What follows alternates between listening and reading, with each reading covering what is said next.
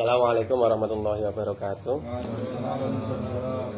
Bismillah, alhamdulillah, wassalatu wassalamu ala rasulillah, amma ba'du. Kepada rekan-rekan semuanya yang saya hormati, terlebih kepada tuan rumah Pak Dhofir dan Mas Agus yang kita hormati bersama. Alhamdulillah pada malam hari ini kita dapat menghadiri Jamiah rutin kita dalam keadaan sehat walafiat. Semoga malam hari ini kita mendapatkan rahmat dari Allah. Amin, Allahumma amin.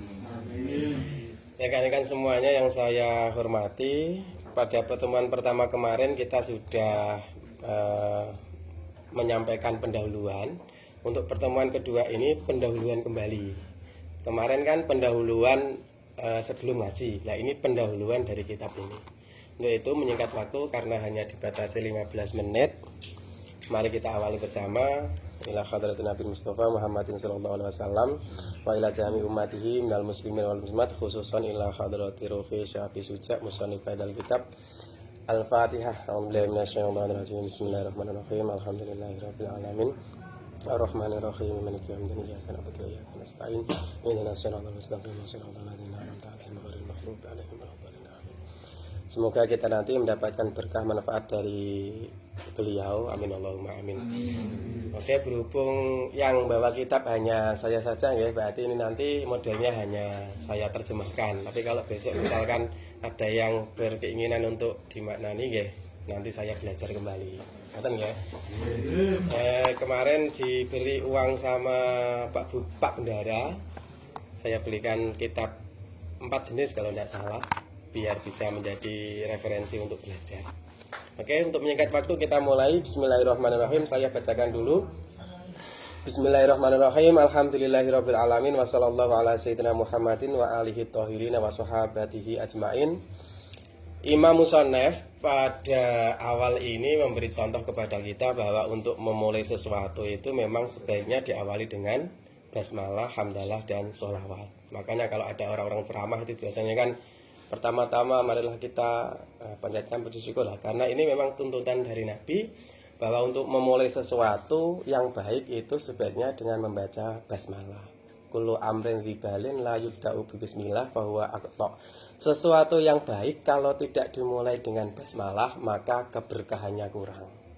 Keberkahan itu apa? Keberkahan itu musaya munda apike. Atau menurut Kiai Nazaruddin Umar, Imam besar Istiqlal, itu berkah itu adalah adanya intervensi Allah dalam sesuatu. Misalkan ya, kita mau makan baca basmalah, delalah, karena ada intervensi Allah, delalah kita mungkin awet kenyangnya. Mungkin kenyangnya itu menghasilkan kita jadi semangat pengen baca Quran. Itu namanya berkah. Sebaliknya, kalau seandainya mungkin lupa membaca basmalah karena kata Nabi itu berkahnya berkurang, maka delalah habis makan itu wetenge mules. Jadi kalau kita melaksanakan segala sesuatu apapun, entah itu mau makan, mau tidur, mau minum kopi, mau dut, pokoknya sesuatu yang baik kita awali dengan basmalah. Beda dengan sesuatu yang buruk ya. Contoh misalnya apa sih buruk niku? Apa nomor misalnya bentuk maca bismillah, itu tidak disarankan oleh Rasulullah. Termasuk sesuatu yang menurut syariat sudah ada awalnya ya. Contoh sholat itu kan sudah ada awalnya, yaitu takbiratul ihram. Jadi tidak disunahkan baca basmalah dulu. Bismillahirrahmanirrahim, usolli tidak usah basmalah karena sudah dalam syariat sudah ada awalannya. Termasuk salam, assalamu qabdal kalam. Salam itu sebelum berbicara. Jadi kalau ada dulu itu pernah di TPS itu ada kiai bismillahirrahmanirrahim, assalamualaikum, dijawab santrinya bareng-bareng bismillahirrahmanirrahim waalaikumsalam. Karena salam itu sebenarnya adalah awal perkataan, jadi tidak usah dimulai dengan basmalah. Nah, bismillah itu artinya apa? Bismillahirrahmanirrahim, dengan menyebut nama Allah yang Ar-Rahmani kang welas asih ing dalem dunya akhirat, Ar-Rahim kang welas asih ing dalem akhirat bloko. Bedanya Ar-Rahman dengan Ar-Rahim. Ar-Rahman itu kasih sayang Allah kepada semuanya, baik di dunia maupun di akhirat. Sing ora tahu salat ya disayangi Allah, sing ora tahu ngaji, sing kene maksiat tetap disayang Allah. Karena Allah punya sifat Rahman. Makanya banyak orang Masa wong Cina-Cina kaya rata salat gak sugih-sugih? Karena Allah masih sayang. Allah punya Rahman. Beda dengan Rahim. Rahim itu sayang Allah khusus untuk orang mukmin saja. Besok di akhirat. Nah, dari sini kita juga bisa mengambil kesimpulan bahwa dari Bismillahirrahmanirrahim ternyata Allah kan sifatnya banyak ya. Ada Asmaul Husna, ada Al Asmaul Mulakhisah, itu kan banyak. Allah itu punya syadidul iqab, siksanya pedih. Tapi yang didahulukan adalah Rahman Rahimnya. Jadi suatu saat mungkin kita besok mungkin melaksanakan kesalahan, namanya manusia kan pasti salah ya. Dosa gede misalnya. Kita jangan sampai putus asa dari kasih sayang Allah. Karena kasih sayang Allah itu mendahului siksanya. Namanya manusia kan nisyan, dari kata nasya kan sering lupa. Jadi manusia itu memang tempatnya dosa. Jadi kalau suatu saat jangan sampai kita putus asa, kadung rasa berdosa atau sampai bunuh diri, jangan sampai, karena kasih sayang Allah itu mendahului murkanya gitu. Alhamdulillahirabbil alamin, segala puji bagi Allah yang Rabbil alamin kang mengirani wong alam kabeh. Segala puji bagi Allah maksudnya berarti kan kita tidak boleh sombong ya. Kita bisa sedekah itu juga karena Allah. Segala puji bagi Allah. Bisa mancing untuk iwak gede, bukan gara-gara umpane sing jos. Jangkrik juga ekstra jos. Bukan gara-gara itu, tapi karena intervensi dari Allah Subhanahu wa taala. Rabbil alamina, Rabbi itu arti secara bahasa itu yang mengatur. Robbatul bait itu kan artinya pembantu, sing ngurusi omah. Berarti Rabbil alamin sing ngatur alam semuanya. Entah itu alam menurut para ulama, entah itu alam menurut para ilmuwan, kan beda-beda ya. Kalau menurut ulama itu alam kan ada 4. Ada nasut, lahut, malakut, jabarut, itu entah itu kan pembahasan yang lain ya. Itu semuanya sengatur Allah Subhanahu wa taala. Nasut itu alam yang kelihatan mata, yaitu di dunia ini. Malakut itu alamnya para malaikat. Kalau jabarut itu tentang surga dan neraka. Kalau lahut itu alam ilahiyah, alam ketuhanan. Entah itu alam menurut ilmuwan. Kita kan tahu ya bahwa alam semesta ini kan luas sekali. Tadi saya buka Wikipedia kalau tidak salah itu ada 2 triliun galaksi. Salah satunya galaksinya itu adalah galaksi kita, yaitu Bima Sakti. Bima Sakti itu ada bulan Merkurius, Venus itu loh. Itu hanya 1. Bahkan ada 2 triliun. Sengatur siapa? Sengatur Allah semuanya. Galaksi 1 saja. Kalau manusia dibanding dengan bumi itu, kalau misalkan manusia itu semut, bumi itu lapangan bola, berarti butuh sekitar 180.000 lapangan bola kelipatannya. Berarti kita sebenarnya tidak ada apa-apanya dibanding Allah Subhanahu wa taala. Jarak bumi sama Mars itu jaraknya saja ya, belum buminya. Itu 2,2 miliar lapangan bola. Jaraknya tak. Itu baru 1 planet, belum 1 galaksi yang lainnya. Sing ngatur Allah semuanya. Rabbil alamina kang ngatur ngalam kabeh. Wa sallallahu ala sayyidina Muhammadin nabi wa alihi wa sahabatihi ajma'in. Nah, berbicara tentang alam ya, ini sekalian saya sampaikan. Ini sudah berapa menit? Maaf saya rada ngejar waktu. Lebih sedikit tidak apa-apa Pak ya. Alam, kita harus tahu bahwa manusia itu diprogramkan Allah untuk masuk surga gitu ya. Makanya dulu menciptakan Nabi Adam kan dimasukkan surga dulu. Nah, besok rencananya akan dikembalikan ke surga. Jadi alam dulu yang pertama kita alami alam roh. Mungkin kita lupa ya, di sana sudah dijanji Allah alastu birabbikum. Aku ki pengiranam tahura, semua makhluk menjawab qalu bala syahidna. Dia Gusti jenengan adalah Tuhan kami. Di alam roh kita dulu sudah melewati. Kalau sudah saatnya tiba, kita dimasukkan alam berikutnya, yaitu alam kandungan. Di alam kandungan itu juga kita hidup, kita juga makan ya.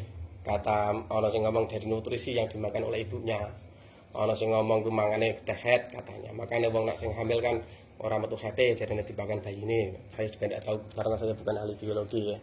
Yang jelas yo kono merasa enak, tapi Allah kan penyayang, pengen luwih enak meneh. Ben iso PlayStation-an barang, karena di perut ibu kan rono PlayStation ya rono PS-an. Akhirnya ditok kene dunia. Nah ini masa pertengahan kita di bumi ini. Nah di bumi ini kalau kita disuruh makan saripati sendok jero weteng mesti kan jijik ya. Ya, karena wis ora enak, luwih enak makanan yang ada di bumi. Nah Allah sayang meneh, besok pengen luwih enak meneh, makanya akan dipindah lagi besok di alam akhirat. Besok di alam akhirat awake dhewe ndelok kopi ya ora enak jijik. Wis ora enak, karena di sana minumannya luwih enak meneh. Ya, yang perlu kita ketahui di sana besok kita ini kan wajib kita imani ya. Mumpung ada bahasan ini saya sampaikan sekalian, di sana besok ada namanya mahsyar. Manusia dikumpulkan kabeh, dorang kelambi kabeh jarene. Sampai beribu-ribu tahun ndak ada keputusan mlebu swarga apa neraka, ndak ada keputusan. Akhirnya wong do pegelen njaluk semua nabi ora ono sing iso, yang bisa hanya Nabi Muhammad. Itu yang dinamakan syafaatul uzma. Jadi syafaatul uzma itu besok wis entuk kabeh. Nek sing ceramah muga-muga kita mendapat syafaatul uzma itu keliru. Yang betul adalah yang kita nanti syafaatul uzmanya. Karena besok entuk kabeh mesti syafaatul uzma. Setelah itu ada yang namanya mizan ya, timbangan, amalnya ditimbang. Nah, karena Allah itu pengen kita lebih senang, maka Allah menciptakan surga. Karena programnya kan kita akan dimasukkan ke surga. Tapi karena surga itu tempat yang suci, bersih, hanya bisa dimasuki oleh orang yang bersih. Allah sakake nek ana wong sing rusak, ora iso mlebu sakake, makane Allah gawe neraka kanggo adus. Ben resik engko lagi iso mlebu swarga. Di sana ndak disiksa. Cuman kanggo ngresiki dosa. Atake lara sing ora tau atake. Nah, karena rencana Allah kan seperti itu, jadi tidak usah takut. Allah ku sayang banget sama manusia, digawekan neraka ben iso ngresiki kesalahannya dhewe biar bisa masuk surga semuanya. Kalau kita pernah baca la ilaha illallah, insyaallah besok semuanya masuk surga. Tapi mungkin ngincipi bluron dhisik ning neraka sedelo. Tapi insyaallah semuanya masuk. Amin. Itu hanya sekedar pertambahan. Kemudian selanjutnya pon 10 menit dereng nggih. Alasan Bayai ngarang kitab ini, sa'alani ba'dul asdiqai, sebagian temanku minta sama saya. An a'mala mukhtasaran, untuk membuat sebuah ringkasan fil fikhi yang membahas kitab fikih ala madzhabil Imam Syafi'i. Jadi sebagian temennya Bayai ini pengen ke beliau itu ngarang kitab yang membahas fikih madzhab Imam Syafi'i. Kita tahu ya, madzhab kan ada, madzhab dalam fikih kan ada 4. Ini semuanya benar. Jadi kalau orang ahli fikih kok sering nyalah ke orang pendapat yang lain, itu biasanya fikihnya kurang matang. Contoh Imam Hambali, bersentuhan kulit. Kalau menurut Imam Hambali itu mutlak tidak batal. Laki-laki perempuan jawil-jawilan orang batal wudhunya. Menurut Imam Syafi'i batal. Menurut Imam Maliki dan Hambali itu batal asal ada rasa magreng. Tak nyekel kok ora rasa itu ora batal. Tapi kan nyetrum lah istilahnya. Tapi karena yang kita ikuti itu madzhab Syafi'i batal, ya tetap batal. Siapa sing batal? Antara laki-laki perempuan yang tidak mahram. Nah, ini perlu ditegaskan, mahram itu apa? Mahram itu seseorang yang tidak boleh dinikahi. Berarti bersentuhan sama istri batal ya? Batal. Karena itu kan boleh dinikahi, berarti kan bukan mahram. Itu satu contoh saja. Nanti di buku ini yang dibahas madzhab Syafi'i yang kita ikuti, karena kebanyakan di Indonesia mengikuti madzhab Imam Syafi'i. Nah, cara ngomong hari kenapa milih madzhab Imam Syafi'i? Karena Imam Syafi'i itu sangat berhati-hati. Misalnya beliau naik onta misalnya, ditakoni wong, Pak Syafi'i, onta nemu sikile piro? Tidak langsung jawab 4. Mandap riyen dihitung sira lupa 4 lah ya. Saking hati-hatinya. Saking hatinya Imam Syafi'i, makanya di dunia ini yang paling banyak diikuti adalah madzhab Imam Syafi'i. Nah, pun waktunya bar kayak kode Pak ya. Kemudian alasan tadi karena diminta oleh temannya, karena memang menurut yang saya baca ya, teman ini sangat mempengaruhi. Menurut penelitian dari Jaline kancaku dikandani waktu kuliah aku jeling terus CIA.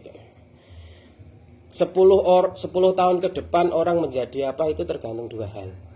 Itu menurut penelitian ya, penelitian yang kono arti. 10 tahun ke depan orang menjadi apa itu tergantung dua hal. Satu, buku apa yang dia baca.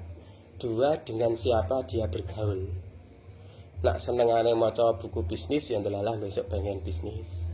Nak senengane maca buku tentang pertanian ya seneng pertanian. Termasuk konco juga. Kalau senengane kumpul karo sing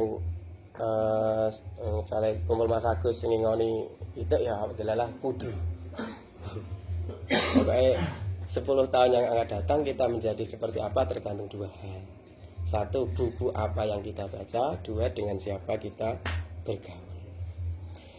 Kemudian Imam Musannaf fa'ajibtu ila dzalik, tak sanggupi. Bukunya tak sanggupi untuk mengarang kitab fikih. Kurang berapa menit? Nak Jaswi kan tak sambil liane. 10 menit. Kurang 10 menit. Oke. Saya sanggupi dengan harapan toliban lisawabi karena numpreh lisawabi maring ganjaran piwalese Gusti Allah. Rawiban karena seneng ilallahi maring Gusti Allah Subhanahu wa taala fi taufiqi ing dalem pitulungan. Lisawabi maring perkara kang bener. Innahu ala mayasa'u qadir wa bi ibadihi kelawan kaulane Allah iku latifun kang welas. Latif itu ada dua makna. Yang pertama itu welas, atau yang kedua ngerti perkara sing lembut. Ini kan masih pendahuluan ya, nanti kalau sudah pembahasan ke bab thaharah nanti baru kita sharing-sharing tentang hukum agama. Jadi intinya adalah kenapa Mbah Yai sampai ngarang kitab ini, yaitu karena diminta oleh teman-teman beliau untuk membuat kitab fikih yang bermadzhab Imam Syafi'i. Semoga nanti para pemula yang belajar itu bisa mudah paham. Alasannya banyak seperti itu. Sekali lagi saya tegaskan, nyuwun tulung jangan dipanggil saya anak-anak. Ini kita belajar, kita kan pertemuan pertama kemarin kita sepakat kita belajar bareng. Orang aku ngajari sampean semua itu ya. Jadi kalau misalnya saya ada salah, tolong diilengke. Jujur, aku nak misalnya ditanggung malah rada isin, rada malah aku ada lara mangkat sekolah. Mungkin itu saja ya. Karena sudah durasi, biar yang upload nanti tidak kehabisan paketan. Itu saja. Besok kita akan membahas tentang Kitabu Ahkamit Thaharah. Besok kita akan bahas tentang bersuci. Bersuci itu berarti ada dua, bersuci dari najis dan bersuci dari hadas. Piye carane wudu, piye carane ngilangke najis, umbah-umbah sing bener sing kepiye, wudu sing sah kepiye. Karena kalau wudu sudah tidak sah, salate ora sah. Kalau ngumbah kelambine wis salah, senajan tinggal salat ya tetap ora sah. Karena tidak sah dianggap ora salat, berarti koyo wong ora salat. Besok ning kono bingung lho, ora ono ganjarane salat lah, ora sah. Nah, besok akan kita mulai bahas bab air yang boleh dipakai untuk wudu dan menghilangkan najis. Oke, terima kasih. Assalamualaikum warahmatullahi wabarakatuh.